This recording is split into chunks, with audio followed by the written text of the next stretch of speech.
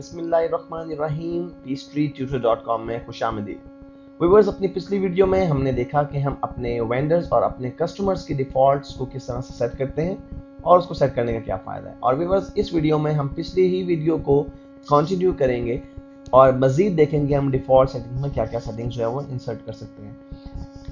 Viewers, default setting को देखने के लिए आप मेंटेन के मेन्यू में से डिफ़ॉल्ट इन्फॉर्मेशन के ऑप्शन को सिलेक्ट करेंगे और आपके पास जो सब मेन्यू आएगा इसमें से व्यूअर्स कस्टमर्स और वेंडर्स के डिफ़ॉल्ट्स को तो हम डिस्कस कर चुके हैं। एम्प्लॉयज़, पेरोल, ये दो ऑप्शन ऐसे हैं व्यूअर्स जो कि पेरोल से जो है वो रिलेट करते हैं और इनको हम डिटेल में जाके डिस्कस करेंगे 19th चैप्टर 19वें चैप्टर में। तो व्यूअर्स, नेक्स्ट जो हमारे पास दो मोस्ट इंपॉर्टेंट जो ऑप्शन हैं वो इन्वेंट्री आइटम्स और जनरल लेजर्स हैं। स्टेटमेंट और इनवॉइसेस का जो ऑप्शन है व्यूअर्स, ये बेसिकली आपके फाइनेंशियल स्टेटमेंट से रिलेट करता है और इसको हम फर्दर आगे जाके एक चैप्टर में डिस्कस करेंगे, लेकिन इस वक्त हमें इन्वेंट्री आइटम्स और जनरल लेजर को डिस्कस करना है। तो पहले हम व्यूअर्स इन्वेंट्री आइटम्स को देख लेते हैं। इन्वेंट्री आइटम्स में व्यूअर्स आपके पास इन्वेंट्री के डिफॉल्ट सेटिंग में पहला ऑप्शन या पहला टैब आपके पास जनरल का है और जिसमें एक ही ऑप्शन है UPC/SKU और इसमें ऑप्शन है allow duplicate values in the UPC SKU। Viewers, पहले हम ये देख लें कि UPC और SKU से क्या मुराद है। इन्वेंट्री को मेंटेन करते हुए व्यूअर्स ये दो नंबर हैं जिनकी मदद से इन्वेंट्री को टोटली ट्रैक किया जाता है। UPC stand for universal product code और SKU stand for stock keeping unit.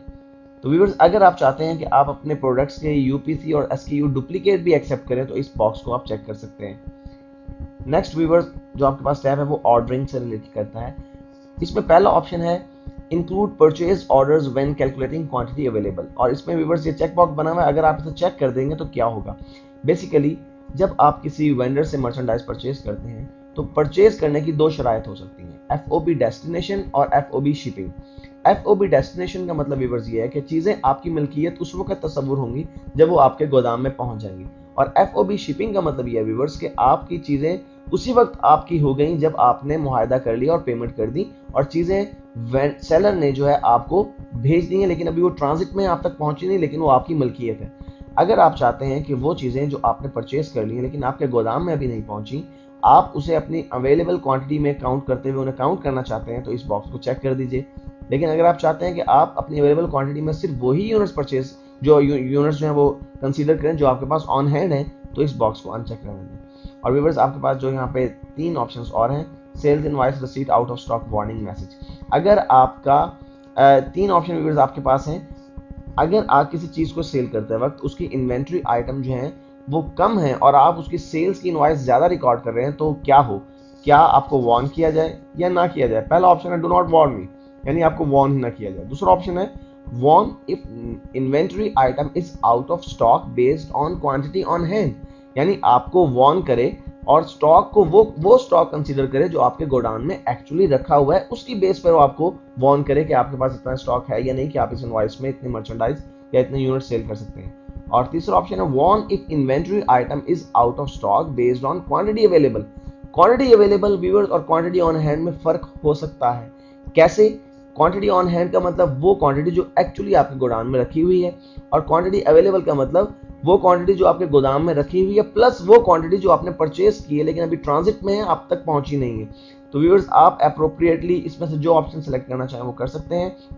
इसी तरह viewers, sales order, out of stock, warning है, उसमें भी वही तीनों ऑप्शंस आपके पास हैं। Auto creation of purchase order, अगर आप चाहते हैं कि कोई भी इन्वेंट्री जो है वो जैसे ही एक मिनिमम स्टॉक लेवल से बिलो आए तो ऑटोमेटिकली जो परचेज ऑर्डर जो है वो क्रिएट हो जाए, तो आप इन बॉक्सेस को चेक कर सकते हैं। लेकिन अगर आप चाहते हैं कि आप मैनुअली तौर पर परचेज ऑर्डर जो है प्लेस करें तो आप इस ऑप्शन को अनचेक रहने दीजिए। तीसरा टैब व्यूअर्स जिसमें आपके पास GL अकाउंट्स का है और इसमें व्यूअर्स बेसिकली आपके पास आइटम्स की काफ़ी सारी क्लासेस मौजूद हैं। इसमें जो मेन आपकी जो क्लासेस हैं वो दो हैं, स्टॉक आइटम और master stock item. Viewers, stock item और मास्टर स्टॉक आइटम में फ़र्क है। मास्टर स्टॉक आइटम एक ऐसी स्टॉक आइटम है जिसमें बहुत सारी सब्सिडरी स्टॉक आइटम्स आती हैं। मिसाल के तौर पे अगर आप क्लॉथ्स का बिजनेस करते हैं, कपड़ों का कारोबार करते हैं और आपने एक स्टॉक आइटम क्रिएट की है, master stock item blue jeans. अब ब्लू जीन्स कई किस्म की हो सकती है, बेल बॉटम हो सकती है, वो स्ट्रेट हो सकती है, स्ट्रेचेबल हो सकती है। तो जो स्ट्रेचेबल, बेल बॉटम और जो स्ट्रेट है, ये जो है आपके स्टॉक आइटम्स होंगे और इनका एक जो कंट्रोलिंग हेड होगा वो होगा आपका मास्टर स्टॉक आइटम यानी ब्लू जीन्स। तो आप अपने इन्वेंट्री की जो है वो बाइफर्गेशन पहले डिसाइड कर लें कि आपको इन्वेंट्री किस तरह से मेंटेन करनी है, आपको कितने कंट्रोल अकाउंट्स चाहिए, उनके कितने सब्सिडरी अकाउंट्स होंगे। उसके बाद व्यूअर्स आप यहाँ पे कुछ इन्फॉर्मेशन पुट कर सकते हैं। मसलन यहाँ पे पहला जो अकाउंट जो मुझे डिसाइड करना है वो जीएल सेल्स अकाउंट है। जाहिर सी बात है जब आप इन्वेंट्री को सेल करेंगे डेफिनेटली आपका सेल्स अकाउंट इफेक्ट होगा। तो आप यहाँ से मैग्नीफायर से अपने सेल्स अकाउंट को सिलेक्ट कर लें, क्योंकि इसको अकाउंट को आपको लिंक करना पड़ता है जब आप इन्वेंट्री का कोई भी इन्वेंट्री आइटम ऐड करते हैं। जीएल इन्वेंट्री, आपने इन्वेंट्री का अकाउंट में ऑलरेडी क्रिएट कर चुका हूँ व्यूअर्स, और मेरे पास चार्ट ऑफ अकाउंट में अपना इन्वेंट्री का अकाउंट मौजूद है। तो मैं अपने चार्ट ऑफ अकाउंट से इन्वेंट्री अकाउंट को सिलेक्ट कर लूंगा। और अगर मेरे पास चार्ट ऑफ अकाउंट में अपना इन्वेंट्री आइटम अकाउंट मौजूद नहीं है तो मैं अपना इन्वेंट्री अकाउंट इसी वक्त क्रिएट कर सकता हूँ न्यू के बटन पर क्लिक करके। और यहाँ पे व्यूअर्स इन्वेंट्री जो कि मेरा एसेट है और एसेट के जो अकाउंट्स हैं वो 1000 की कैटेगरी में जो है वो इंक्लूड करते हैं, इसलिए मैं 1003 का अकाउंट आईडी से एलोकेट करता हूँ, क्योंकि 1002 तक अकाउंट आईडीज में ऑलरेडी एलोकेट कर चुका हूँ। और इसे डिस्क्रिप्शन में मैं इसका नाम लिखता हूँ व्यूअर्स इन्वेंटरी। और अकाउंट टाइप में इन्वेंट्री की अलहदा से टाइप मौजूद है जिसे मैं सिलेक्ट कर लेता हूँ, लास्ट में हमारे पास मौजूद है। और इसे व्यूअर्स में सेव कर देता हूँ और क्लोज कर देता हूँ। अब हमारे व्यूअर्स इन्वेंट्री अकाउंट जो है वो यहाँ से लिंक हो चुका है। व्यूअर्स यहाँ पे तीसरी चीज जो है वो है GL sales cost of sales account.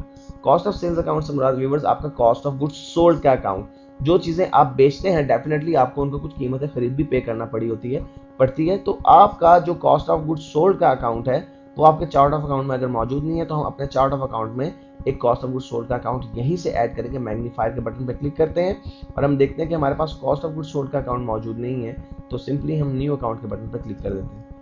अब व्यूअर्स पहली चीज हमें जो एंटर करनी है वो अपना अकाउंट आईडी है, और हम जानते हैं कि हमारे कॉस्ट ऑफ गुड्स सोल्ड के अकाउंट आईडी 5000 से लेकर 5999 की कैटेगरी के दरमियान है।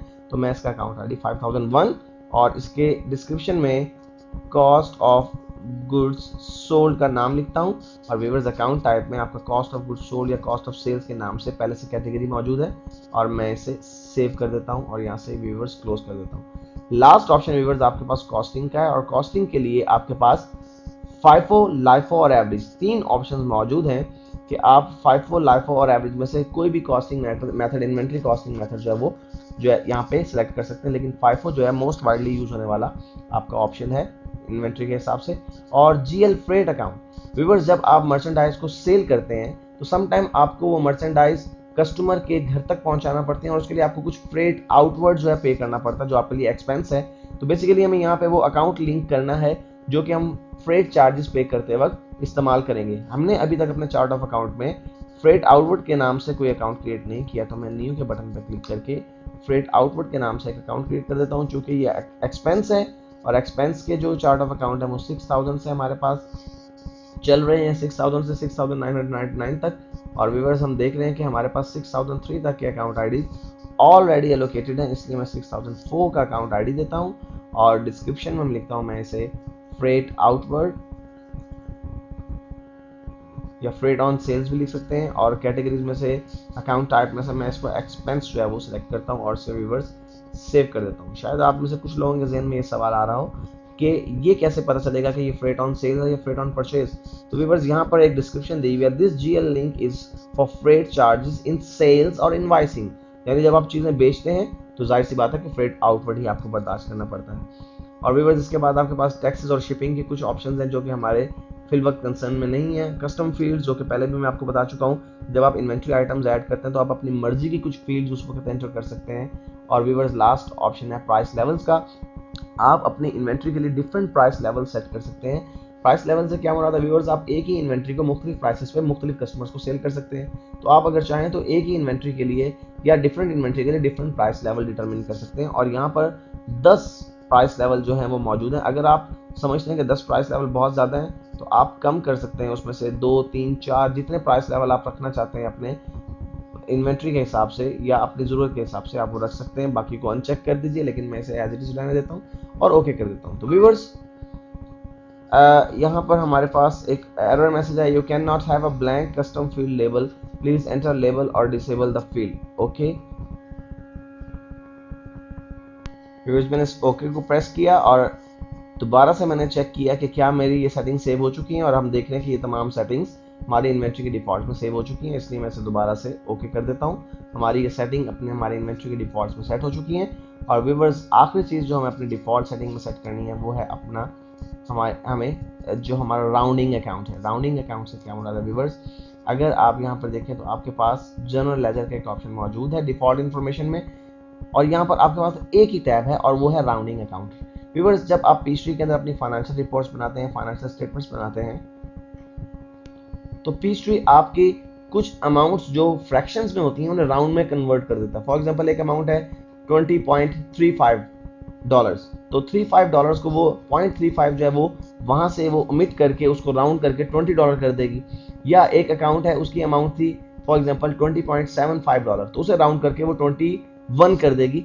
अब चूंकि यहाँ पे एक राउंडिंग डिफरेंस चल पड़ा है, कुछ अमाउंट्स को पॉजिटिव में राउंड किया जा रहा है, कुछ अमाउंट्स को नेगेटिव में राउंड किया जा रहा है, तो डेफिनेटली एक अकाउंट ऐसा होना चाहिए जो इन राउंडिंग डिफरेंस को जो है वो अपने पास रिकॉर्ड रखे उसका। तो उसके लिए व्यूअर्स जो अकाउंट यूज किया जाता है वो आपका इक्विटी रिटेन अर्निंग का अकाउंट यूज किया जाता है, जो कि ऑलरेडी हम पहले ही बना चुके हैं अपने पास अपने चार्ट ऑफ अकाउंट में। रिटेन अर्निंग के नाम से हमारे पास ये अकाउंट मौजूद है, हमने जस्ट इसको लिंक करना है और ओके कर देना है। और व्यूअर्स, इस तरह से हमने देखा कि इस चैप्टर में हम किस तरह से अपनी पीस्ट्री के डिफॉल्ट सेटिंग को सेट करते हैं।